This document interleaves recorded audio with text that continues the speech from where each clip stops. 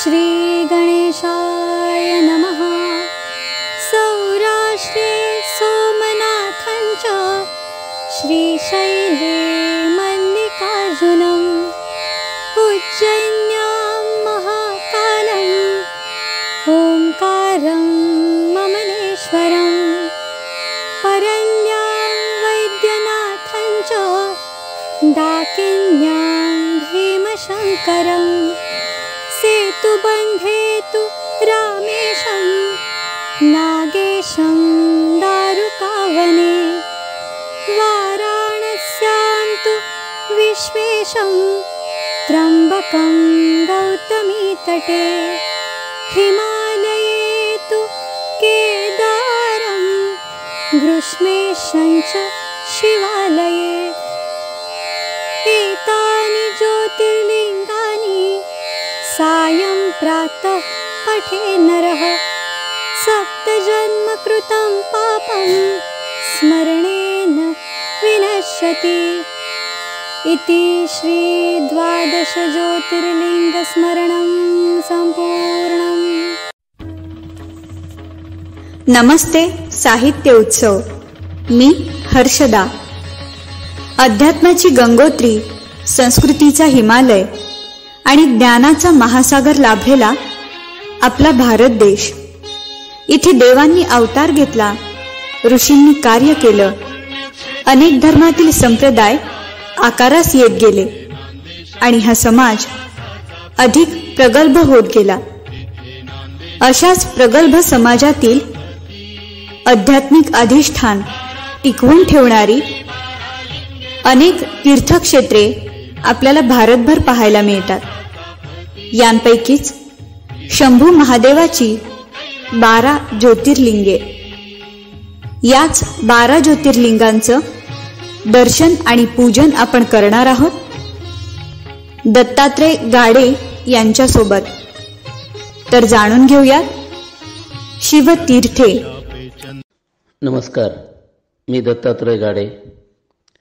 मित्रांनो, या शृंखलेच्या प्रथम भागात आपण शिवतीर्थांची अर्थात ज्योतिर्लिंगांची पूर्वपीठिका पाहिली।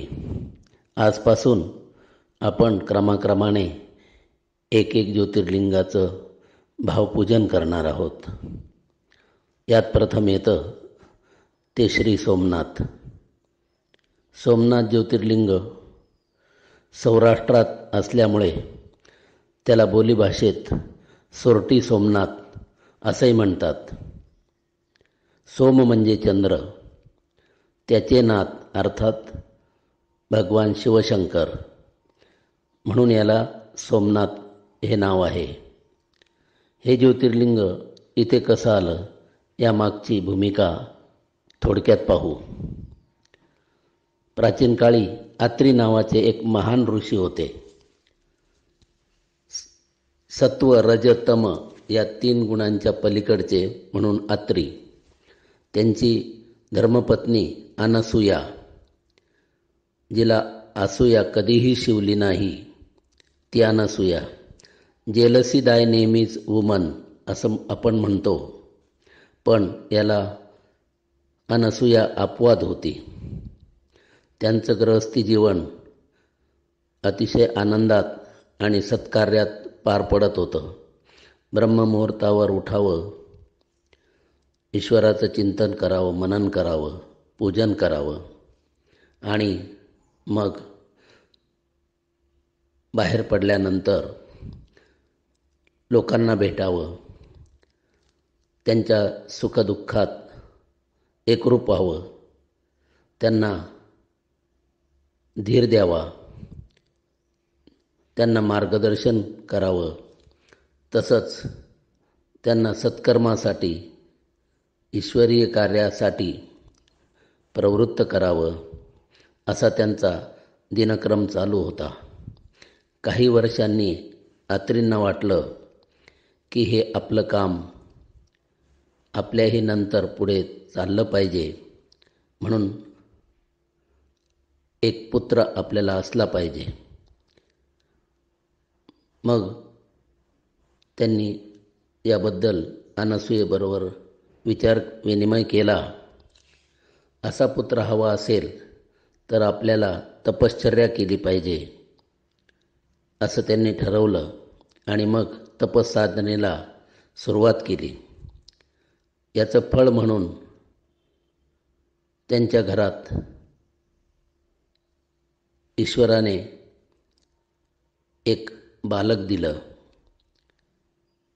आणि त्या बालकाकडे पाहिल्यावर अतिशय सुंदर असं ते बालक तर होतंच, परंतु त्याच्याकडे पाहणाऱ्याचं मन शीतल होत असे. त्यांनी त्याचं नाव चंद्र ठेवलं. चंद्र दिसामासांनी मोठा होत होता. तसंच अत्रि त्याला वेगवेगळ्या विद्यांमध्ये पारंगत करत होते. त्याला त्यांनी अनेक कला शिकवल्या. पाहता पाहता चंद्र तरुण झाला. त्याने मातापित्यांचं हे ईश्वरीय कार्य लगेच उचललं आणि तो पुढील कार्य करायला लागला. तो तरुणांमध्ये जात असे. त्यांच्याशी चर्चा विचारविनिमय करत असे. सद्विचारांची देवाणघेवाण करत असे. देवाचे विचार हे आपल्याला अनेक गोष्टींपासून वाचवतात किंवा आपण सत्प्रवृत्त राहतो इत्यादी विचार तो सांगत असे.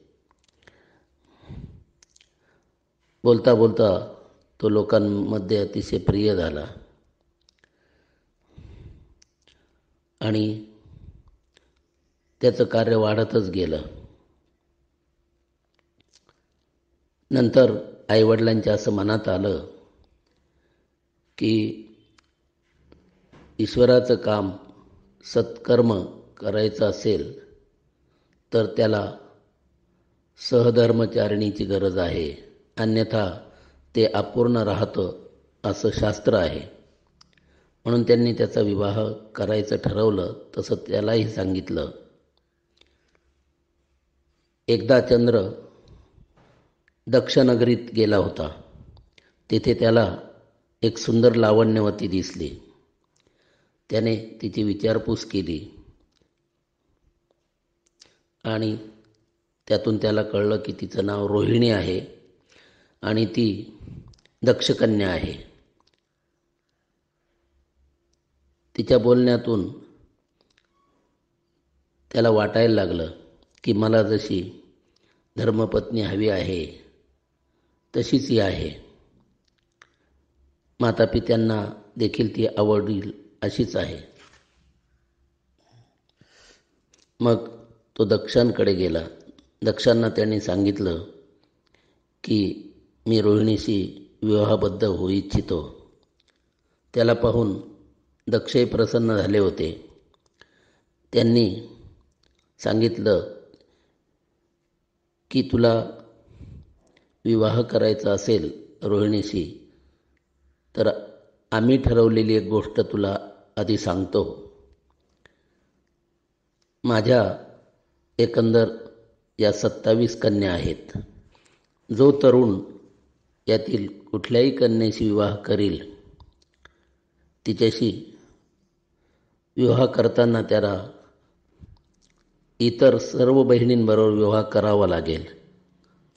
तुला हे मान्य असेल तर माझी काही हरकत नाही. त्या काळात बहुपत्नीत्व रूढ असल्यामुळं चंद्रानेही हे मान्य केलं. मातापित्यांच्या आशीर्वादाने हे सर्व पार पडलं आणि मग चंद्राचा गृहस्थाश्रम सुरू झाला. त्याचं कार्य पुढे पुढे जात होतं. त्याला प्रत्येक गोष्टीत रोहिणी साथ देत होती. कालांतराने तिच्या इतर ज्या भगिनी होत्या त्यांचा असा गैरसमज झाला की आपला पती फक्त रोहिणीवर प्रेम करतो आणि आपल्याला दुर्लक्षित करतो.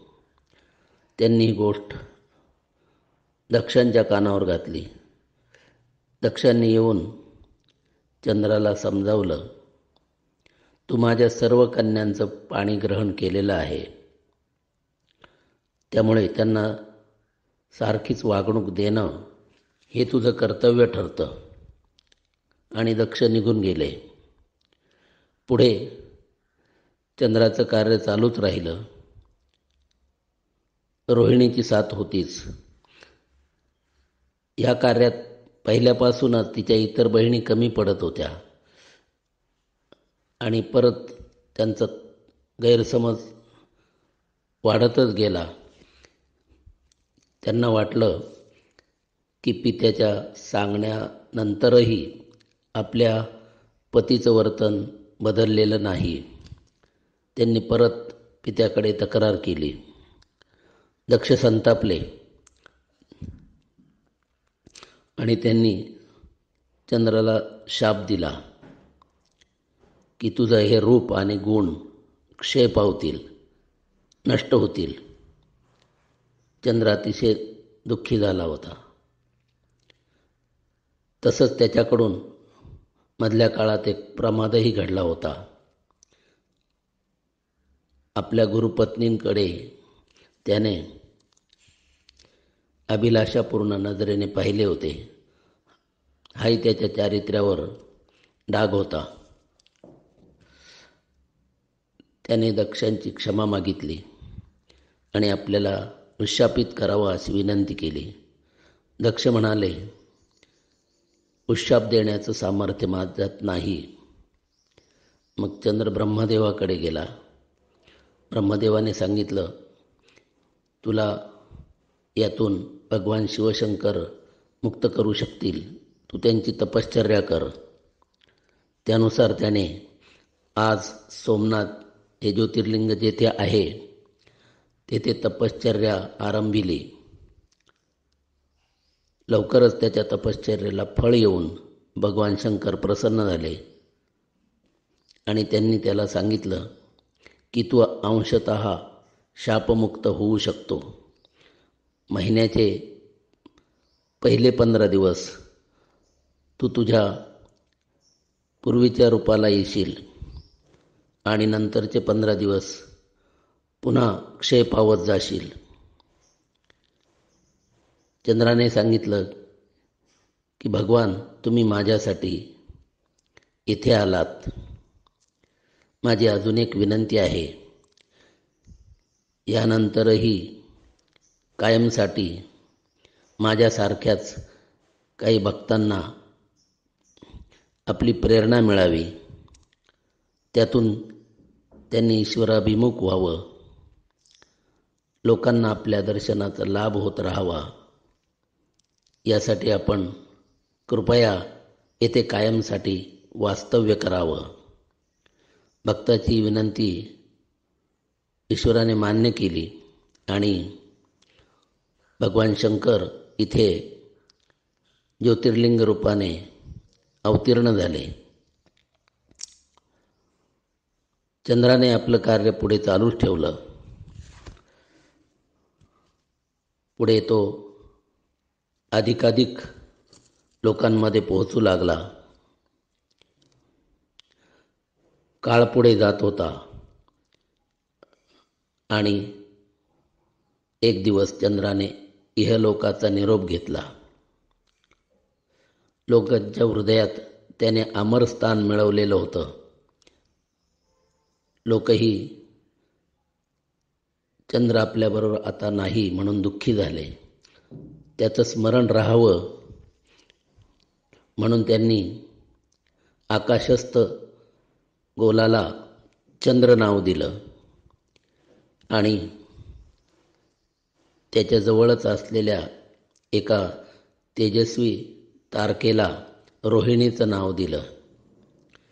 इतरही तारकांना त्यांनी रोहिणीच्या इतर ज्या बहिणी होत्या, अश्विनी, भरणी, कृतिका इत्यादी, त्यांची नावं दिले. अशा रीतीने चंद्र आणि रोहिणी इत्यादी त्याच्या पत्नी अमर झाल्या.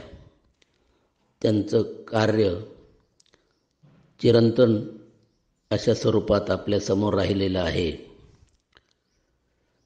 ह्या ज्योतिर्लिंगाच्या भूमिकेत जर आपण पाहिलं तर अत्रींनी जे कार्य केलं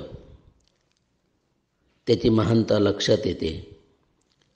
आपण ऋषी फक्त तपश्चर्या करत होते एक जागी बसून असं समजतो, पण तसं नाही.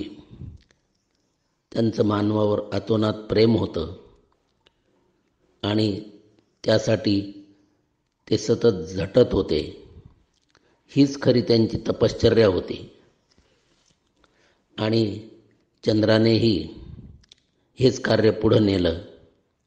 म्हणून आपण जेव्हा श्री सोमनाथाचं दर्शन करायला जाऊ तेव्हा चंद्राच्या या कार्याचं आपण स्मरण केलं पाहिजे आणि अत्यंत